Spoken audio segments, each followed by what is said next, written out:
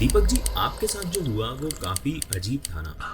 अजीब, हाँ अजीब ही बोल सकते हो, पर अजीब से ज्यादा डरावना था। पहले मुझे लगा था कि मन का वहम है, पर जब चीजें रिपीट होने लगी तो मुझे समझ आया कि ये कोई मजाक नहीं है। क्या होता था एग्जैक्टली? क्या चीजें होती थी? सब कुछ उस एक दिन से शुरू हुआ जब हम नमस्कार दोस्तों, आप सुन रहे हैं द हॉरर शो बाय करने। क्या होता है जब आप अपने पितरों को, अपने पूर्वजों को भूल जाते हैं? क्या वो आपको माफ कर देते हैं, या फिर उनकी रूठी आत्माएं वापस लौटकर आपको याद दिलाती हैं कि आप क्या भूल गए हैं? शर्मा परिवार का घर हमेशा से ही एक सुकून भरी जगह थी। बड़े से आंगन में एक आम का पेड़ जिसमें हर साल मीठे पके आम लगते थे। दादाजी की पुरानी कुर्सी जो हमेशा बरामदे में रखी रहती थी, और रात के समय जब हवा चलती तो वो कुर्सी धीरे धीरे हिलती रहती थी, जैसे कि कोई अभी भी वहां बैठा हो।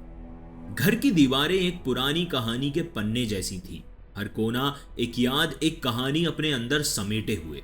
लेकिन एक अमावस्या की रात, एक भूल और सब कुछ बदल गया। आप सोच रहे होंगे कि आखिर ऐसा क्या बदल गया। उस रात पहली बार शर्मा परिवार के घर में एक अजीब सी बेचैनी थी। आंगन में रखा तुलसी के आगे दिया बार बार बुझ रहा था, जैसे कोई उसे फूंक मारकर बुझा रहा हो। घर के अंदर घड़ी का पेंडुलम अचानक रुक गया, रात के ठीक 12 बजे। फिर आवाज आई, एक हल्का सा शोर, जैसे कोई जमीन पर जंजीर खींच रहा हो। घर के सभी दरवाजे बंद थे, पर फिर भी लग रहा था जैसे कोई आंगन से होकर अंदर आ रहा हो। तभी एक हल्की सी खुश्क सी आवाज गूंज उठी, भूल गए हमें।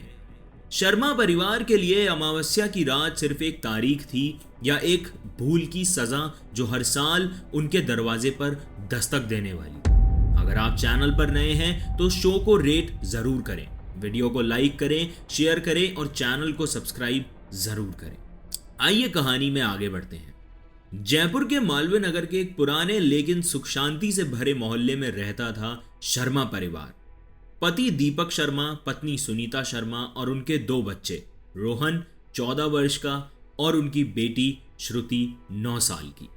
शर्मा फैमिली एक टिपिकल मिडिल क्लास फैमिली थी।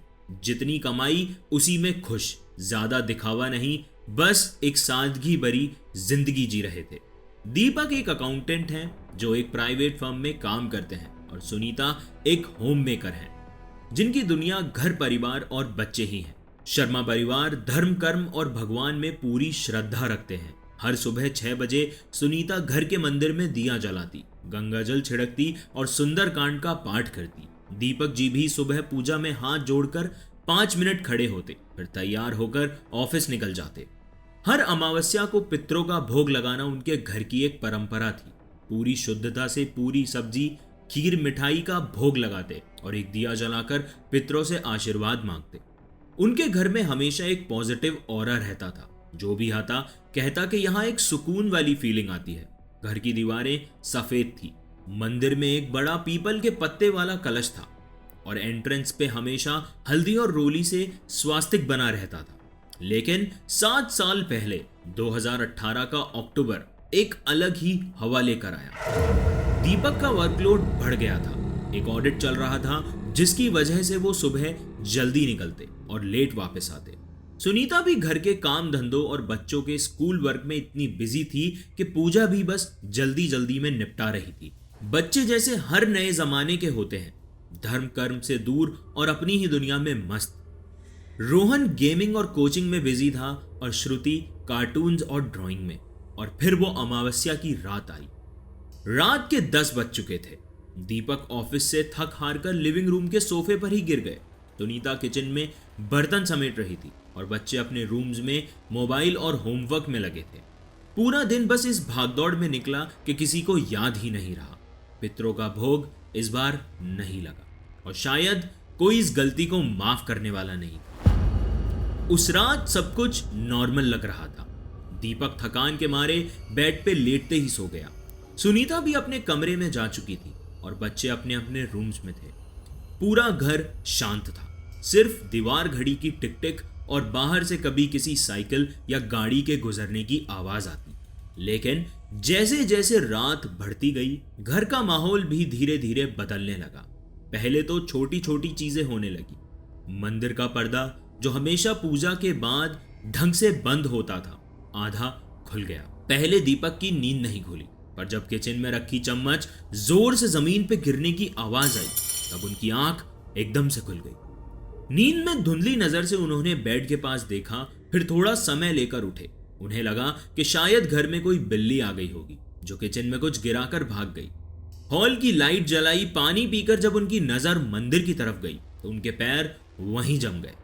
मंदिर का पर्दा आधा खुला हुआ है। उन्होंने मन में सोचा कि अरे ये सुनीता भी ना, कितनी बार समझाया इसे कि भगवान जी को सुलाकर पर्दा कर दिया करो। दीपक ने अंदर ही अंदर सोचा, फिर अपने ही ख्यालों को थोड़ा शांत करते हुए उन्होंने मन में भगवान से माफी मांगी, पर्दा ढंग से बंद किया और वापस बेडरूम में जाकर सो गए। अगली सुबह सुनीता जब मंदिर में पूजा कर रही थी तो उनका मन एकदम अजीब सा लग रहा था। पूरे दिन की पूजा पाठ जो वो हर रोज एक शांति के साथ करती थी, आज जैसे मन ही नहीं लग रहा था। बिना किसी वजह के बेचैनी हो रही थी। दीपक जब ऑफिस जाने के लिए तैयार हो रहे थे तब सुनीता ने थोड़ा हिचकिचाते हुए कहा कि आज मेरा मन बहुत अजीब सा हो रखा है, पता नहीं क्यों सुबह पूजा भी ढंग से नहीं हो पाई। दीपक हंस के बोला कि अरे सुनीता जी, आप बस थक गई हो। कई बार थकान की वजह से मन भी विचलित हो जाता है। आज आप दिन भर आराम करो और रात को खाना मत बनाना, आज हम बाहर डिनर करेंगे। सुनीता के चेहरे पर मुस्कुराहट आ गई, लेकिन अंदर ही अंदर उनका मन अभी एक अजीब घबराहट महसूस कर रहा था। शाम को दीपक जी ऑफिस से जल्दी वापस आ गए, सब तैयार हो गए और एक अच्छे रेस्टोरेंट में डिनर करने गए। रोहन और श्रुति खुश थे। सुनीता भी थोड़ी रिलैक्स्ड हो गई थी और दीपक को भी लगा कि एक बढ़िया फैमिली टाइम मिल रहा है। लेकिन जब वो लोग घर वापस आए ना, तो उनका घर वैसा नहीं था जैसा वो छोड़कर गए थे। घर का दरवाजा खोलते ही एक खौफनाक ठंड उनके चेहरे से टकराई। सबने एक दूसरे की तरफ देखा। पहले तो लगा शायद एसी खुला छोड़ गए होंगे, लेकिन घर में तो कोई भी एसी चल नहीं रहा था। दीपक ने हॉल की लाइट जलाई और जो उन्होंने देखा उससे उनका गला सूख गया। मंदिर का पर्दा एक बार फिर आधा खुला था और उसमें उसके सामने एक प्लेट में जली हुई रोटी पड़ी थी। लेकिन सबसे ज्यादा डरावनी बात यह थी कि वो प्लेट सुनीता ने सुबह ही किचन में धोकर रखी थी, तो फिर वो मंदिर में कैसे आई?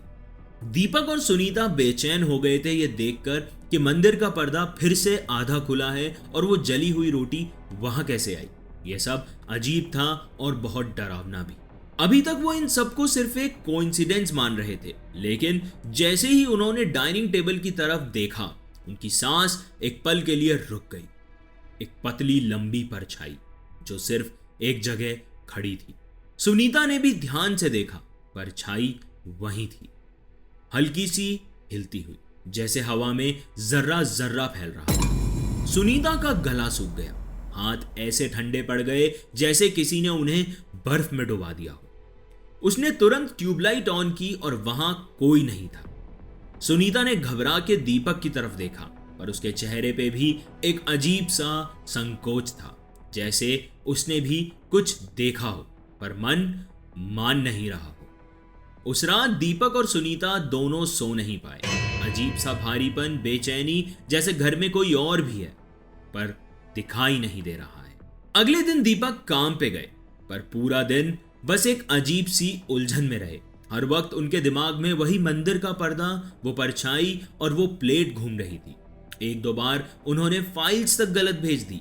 ऐसा लग रहा था जैसे दिमाग ढंग से काम ही नहीं कर रहा हो। उस दिन बस ऐसे ही निकल गया। सुनीता भी ज्यादा बात नहीं कर रही थी, बस अंदर ही अंदर कुछ सोच रही थी। फिर अगले दिन सुबह सुनीता उठकर नहा धो के मंदिर के पास आई। दिया जलाने के लिए जैसे ही उसने नजर उठाई, उसका मन एकदम से सुन्न हो गया। वही आधा खुला पर्दा, और इस बार एक और चीज थी। मंदिर की घंटी टेढ़ी पड़ी थी, जैसे किसी ने उसे नीचे गिरा दिया हो। सुनीता कुछ सेकंड तक वहीं जम सी गई। उसके हाथ पैर एकदम ठंडे पड़ गए थे, पेट में अजीब सी घबराहट होने लगी। लेकिन उसने अपने दिमाग को समझाया, मन में कहा शायद हवा से गिर गई होगी या कभी हमने ध्यान ही नहीं दिया होगा। बस जल्दी जल्दी में पूजा की और दीपक को कुछ नहीं बताया। उसने सोचा कि अगर उन्हें बता दिया तो वो फालतू परेशान हो जाएंगे, बस मैं ही ध्यान दूंगी इन चीजों का। फिर जो होने लगा वो और भी ज्यादा खौफनाक था। ये अब एक दिन का मामला नहीं था, ये चीजें रोज होने लगी।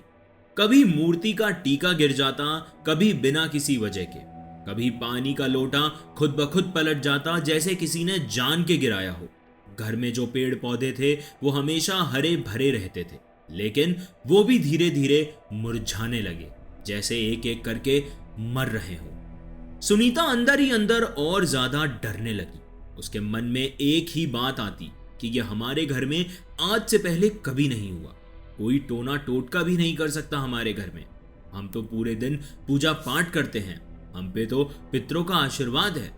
पर तभी उसके दिमाग में एक और ख्याल आया, एक ऐसी सोच जिसने उसके रोम रोम को झंझोर के रख दिया। कहीं हम अमावस्या का भोग तो नहीं भूल गए। उसने तुरंत कैलेंडर उठाया और उसके हाथ कांप गए। अमावस्या निकल चुकी थी और वो लोग भोग लगाना भूल गए थे। दीपक जी, तो वो क्या सिर्फ एक भूल थी या कुछ और भी था? पहले लगा कि हाँ, सिर्फ एक भूल थी, पर रात होते ही एक एक चीज बदल गई। मतलब? सुनीता को जैसे ही एहसास हुआ कि वो भोग लगाना भूल गई है, उसे एक आवाज सुनाई दी। सुनीता इतना डर गई, और राहुल के साथ जो हुआ, जो दिखा, मैं क्या बताऊं। कैलेंडर में डेट देखते ही सुनीता एकदम पसीने पसीने हो गई। उसका शरीर ठंडा पड़ गया, जैसे किसी ने उसके अंदर से सारी गर्मी खींच ली हो। और उसने मन में बोला कि हमने भोग नहीं लगाया। ये बात उसके दिमाग में अटक गई थी। उसने सोचा कि दीपक को बता दे। फिर तभी एक तेज आवाज आई, जैसे कि कोई चीज जोर से फर्श पे गिरी हो। सुनीता ने डर के मारे पलट के देखा, किचन का बर्तन स्टैंड गिर चुका था। सारे बर्तन बिखरे पड़े थे, लेकिन वहां कोई नहीं था। उसके गले से आवाज तक नहीं निकली। तभी अंदर बेडरूम से राहुल की चीख सुनाई दी। सुनीता तुरंत दौड़ती हुई अंदर गई। राहुल जमीन पे गिरा पड़ा था, सांस फूली हुई, चेहरा एकदम जर्द, जैसे किसी ने उसका गला दबा दिया हो। उसके हाथ से फोन गिर चुका था और आंखों में सिर्फ एक ही चीज थी, बेपनाह डर। राहुल बेटा, बेटा क्या हुआ? सुनीता ने उसे उठाया। राहुल का पूरा शरीर कांप रहा था। उसके गले पे निशान थे, गहरे निशान, जैसे किसी ने अपने पंजेदार उंगलियों से उसे पकड़ के उठाने की कोशिश की हो या फिर उसका गला दबाने की कोशिश की हो। उसके मुंह से बस इतना ही निकला, वो यहां थी मम्मी, वो यही मेरे ऊपर थी। सुनीता ने डर से सांस अंदर खींच ली। उसने राहुल को पहली बार इतना बेहाल देखा था। तभी अंदर से अलमारी खुलने की तेज आवाज आई। दोनों ने अंदर जाके देखा, अलमारी खुद ब खुद खुल चुकी थी और उसके अंदर से राहुल और श्रुति की जन्म पत्री नीचे गिर चुकी थी और उसके नीचे लाल स्याही से लिखा था, हम भूखे हैं। उसी वक्त सुनीता ने दीपक को फोन लगाया और सारी बात बताई। दीपक सारा काम छोड़ तुरंत भागते हुए घर आए। घर आते ही राहुल को गले लगाया और पूछा कि बेटा बेटा कौन दिख रहा था तुम्हें? उसने एक्सप्लेन किया कि पापा एक बहुत डरावना चेहरा था और वो मेरे ऊपर, मेरे गले पर, मुझे बहुत डर लग रहा है पापा। उसी शाम दीपक ने तुरंत एक पंडित जी को बुलाया।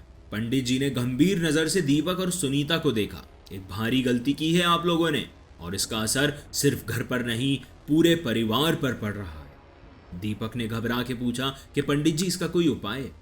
पंडित जी अंदर आए, घर के हर एक कोने में किसी अनजान चीज की तलाश कर रहे थे। फिर मंदिर के पास रुक गए और बोले कि पितृ दुख में हैं। का आशीर्वाद लेने की जगह आपने उन्हें भूलने की भूल कर दी। सुनीता की आंखों में आंसू आ गए। वो बोली, हमने जानबूझकर नहीं किया पंडित जी, लेकिन अब क्या करें? पंडित जी ने मंदिर की घंटी को उठाया जो टेढ़ी पड़ी थी, उसे सीधा किया और फिर बोलने लगे कि आज ही रात एक विशेष पूजा करनी होगी। एक भी गलती हुई तो इसका परिणाम और भयंकर हो सकता है। दीपक और सुनीता ने तुरंत पूजा की तैयारी शुरू कर दी। रात के 12 बजने वाले थे। घर का माहौल भारी हो चुका था। पंडित जी वेद मंत्रों का जाप कर रहे थे और शर्मा परिवार पूजा में बैठा था। लेकिन जैसे ही हवन की आग तेज होने लगी, अचानक हवा का जोर बढ़ गया। मंदिर का दिया एक झटके में बुझ गया। राहुल और श्रुति दोनों डर के मारे सुनीता से चिपक गए और तभी वो आवाज दोबारा आई। एक कड़क सी आवाज, जैसे कोई कह रहा था कि अभी भी भोग नहीं चढ़ाया गया है। पंडित जी समझ गए। उन्होंने दीपक से कहा कि जल्दी से एक कटोरी में घी, चावल और शक्कर मिला के अर्पण करो। दीपक ने तुरंत वैसे ही किया। जैसे ही इसने पूजा की थाली हवन कुंड में डाली, एक तेज हवा का झटका और हवन कुंड की आग अपने चरम पे थी। घर के अंदर एक गुनगुनाहट सी गूंज गई, जैसे किसी की आत्मा शांत हो गई। और तभी राहुल ने धीरे से कहा, पापा वो परछाई चली गई। दीपक और सुनीता ने आंखों में आंसू लेके एक दूसरे को देखा और घर दोबारा शांत हो चुका था। पंडित जी ने उन्हें एक चेतावनी दी कि जब राहुल 18 वर्ष का हो जाएगा तो उसमें पित्र आएंगे और तुम्हें इस बात का विशेष ख्याल रखना होगा कि वो कभी भी किसी बुरी संगत में ना पड़े। फिलहाल के लिए आपका परिवार बिल्कुल सुरक्षित है और आप ख्याल रखें कि आगे कभी दोबारा ये भूल ना हो। अगर आप सोच रहे हैं कि ये कहानी अभी खत्म हो गई है तो ऐसा नहीं है, आगे सुनिए। घर में सब कुछ ठीक हो गया था, लेकिन एक सीख देकर। पितरों को भूलना नहीं चाहिए, वरना वो याद दिलाने कभी भी वापस आ जाते हैं। राहुल की जिंदगी वापस नॉर्मल हो गई थी, लेकिन एक सवाल उसके दिमाग में बार बार घूम रहा था कि वो आत्मा, वो बूढ़ी आत्मा, वो बूढ़ा आदमी जो उसने देखा था, वो कौन था। इस बात को 2 साल बीत गए थे और अब राहुल अपने कॉलेज कंटिन्यू करने जयपुर से बाहर चला गया। एक रात जब राहुल अपने हॉस्टल के कमरे में था, उसका रूममेट सो चुका था, लेकिन राहुल की आंखों में नींद नहीं थी। उसने अपनी आंखें बंद ही की थी कि उसे एक अजीब सी आवाज कान में गूंज उठी। तूने अच्छा नहीं किया, तूने अच्छा नहीं किया। उसका दिल तेजी से धड़कने लगा। उसने पलंग से उठकर पानी पिया और अपने आप को समझाया कि यह सिर्फ एक बुरा सपना है राहुल। लेकिन जैसे ही उसने अपने आप को शीशे में देखा, उसे वहां वही बूढ़ी परछाई नजर आई। उसने वहां देखा कि एक पुराना घर जिसमें एक बूढ़ा आदमी एक कोने पर खड़ा था। उसके कपड़े फटे हुए थे और वो एक पुराने डंडे के सहारे आगे बढ़ रहा था। उस आदमी की आंखें डायरेक्टली राहुल की तरफ देख रही थी और फिर उसने बोला कि अब तू भाग नहीं सकता। राहुल ने घबरा के शीशे से अपना मुंह फेर लिया। उसका रूममेट अभी भी सो रहा था। कमरा एकदम सन्नाटे में डूब गया। तभी एक हल्के से खुरचन की आवाज सुनाई दी। राहुल ने धीरे से अपना सर घुमाया और देखा कि उसके हॉस्टल के कमरे का दरवाजा धीरे धीरे अपने आप खुल रहा था। राहुल की सांस रुक गई। अंधेरा इतना गहरा था कि दरवाजे के उस पार कुछ दिखाई ही नहीं दे रहा था, लेकिन एक परछाई धीरे धीरे अंदर आ रही थी। राहुल की हालत खराब होने लगी। उसने अपने रूममेट को जगाने की कोशिश की, लेकिन वो जैसे बेहोश पड़ा था। और फिर उस परछाई ने अपना चेहरा ऊपर उठाया। वो वही बूढ़ा आदमी था, वही फटे कपड़े और वही तेज सुनहरी आंखें। और इस बार उसके चेहरे पर एक अजीब सी मुस्कुराहट थी। उसने अपनी उंगली उठाई, राहुल की तरफ इशारा किया। राहुल की चीख पूरे हॉस्टल में गूंज उठी। अगली सुबह वो ट्रेन पकड़ के घर आ गया। राहुल की हालत दिन ब दिन बिगड़ने लगी थी। उसके चेहरे पे अजीब सी उदासी रहती थी। आंखों के नीचे काले गहरे दाग पड़ रहे थे, लेकिन ना वो ठीक से सो पा रहा था, ना ही किसी से बात कर रहा था। जब दीपक ने देखा कि उसका बेटा दिन ब दिन कमजोर होता जा रहा है, तो उसने फैसला किया कि अब समाधान किसी और के पास नहीं, सिर्फ उनके पितरों के पास ही है।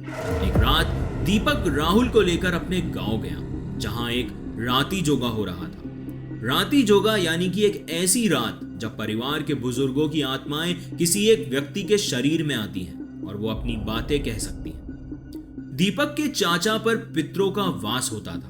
जैसे ही पूजा शुरू हुई, दिए की बत्ती झिलमिलाने लगी और तभी दीपक के चाचा एकदम सीधे हो गए। उनकी आंखें एक अलग ही चमक से भरी हुई थी। चाचा के अंदर अब पितर आ चुके थे। उन्होंने धीरे से अपनी भारी आवाज में कहा, राहुल, तूने गलती की। हमने तुझे चुना था, लेकिन तूने अपनी शक्ति गलत रास्ते पर लगा दी। शरीर जो दिया है उसे अपवित्र मत कर। राहुल ने रोते हुए अपनी गलती मान ली। वो अपने हाथ जोड़ जमीन पे घुटने के बल बैठ गया और बोलने लगा कि मुझे माफ कर दीजिए। मुझे नहीं पता था कि एक बार की गलती मुझे आपके आशीर्वाद से दूर कर देगी। तभी एक अचानक से हवा चलने लगी। चाचा ने एक गहरी सांस ली और बोले कि अब भी देर नहीं हुई है। एक शुद्धिकरण करना होगा, एक ऐसी पूजा जिसमें तेरा मन और शरीर दोनों पवित्र हो जाएगा। राहुल को एक विशेष विधि करने के लिए कहा गया। एक बार फिर से गंगा जल से स्नान करना, 1 महीने तक एक विशेष व्रत रखना और एक पूजा करना जिसमें पितरों का सम्मान हो। उस विधि के अंत में एक दिया एक पुरानी हवेली के आंगन में जलाना जहां उनके बुजुर्गों की समाधि बनी थी। राहुल ने बिना किसी सवाल के यह सब कुछ वैसे ही किया और उसे अंदर से एक अजीब सा भारीपन महसूस होने लगा। और जैसे ही उसने आखिरी दिया जलाया, एक तेज हवा चली और उसके अंदर से एक अजीब सी भारी महसूस होने वाली शक्ति एकदम से हल्केपन में बदल गई। उसने महसूस किया कि वो एक बार फिर से आजाद है। उस रात के बाद राहुल को कभी भी वो सपना नहीं आया। उसने जाना कि पितरों की शक्ति सिर्फ आशीर्वाद या श्राप नहीं होती, बल्कि एक जिम्मेदारी होती है जिसे निभाया जाए तो जीवन सफल हो सकता है, और जो इसे तोड़ता है उसकी दुनिया उलट सकती है। दीपक ने अपने बेटे को देखा। पहली बार राहुल के चेहरे पे एक सुकून भरी मुस्कुराहट थी और उस दिन राहुल को अपने दिल में सिर्फ एक ही एहसास हुआ, पितरों की शक्ति एक सच्चाई है, जो देखेगा सिर्फ वही समझ सकेगा। कुछ कहानियां सिर्फ सुनी नहीं महसूस की जाती हैं, और ये उन्हीं कहानियों में से एक थी। शर्मा परिवार की भूल सिर्फ एक गलती नहीं थी, बल्कि एक ऐसी दास्तान बन गई जो उस साल अमावस की रात एक चेतावनी बनकर लौटी।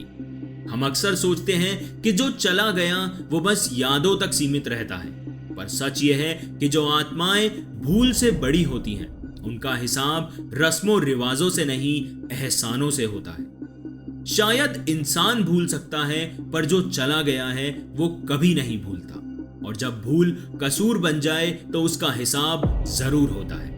ये कहानी यही खत्म होती है, मगर जो सीख छोड़ जाती है वो अब शर्मा परिवार अपनी पूरी जिंदगी नहीं भूलेगा। सुना है हर किसी के पास एक कहानी होती है, कोई ऐसी जो कभी किसी से नहीं कही। अगर आपके पास भी कोई ऐसी ही कहानी है, कोई ऐसा ही किस्सा है जो दिल दहलाता हो, जो अंधेरों में एक अनजानी दस्तक बन जाता हो, तो उसे मेरे साथ जरूर शेयर करें। ईमेल आपकी स्क्रीन पर है, बस अपने शब्दों में लिखिए और मुझे भेज दीजिए। शायद आपकी कहानी भी किसी और के लिए एक वेकअप कॉल बन जाए। और हाँ, अगर आप ये कहानी स्पॉटिफाई या जियो सावन पर सुन रहे हैं तो शो को फॉलो एंड रेट जरूर करें, ताकि कोई कहानी आपसे छूट ना जाए। अगर ये कहानी आप YouTube पर देख रहे हैं तो वीडियो को लाइक करें, चैनल को सब्सक्राइब करें, क्योंकि जो आज सिर्फ एक कहानी लग रही है, कल वो आपके पास भी हो सकती है। धन्यवाद। आप सुन रहे थे the horror show by Karnik.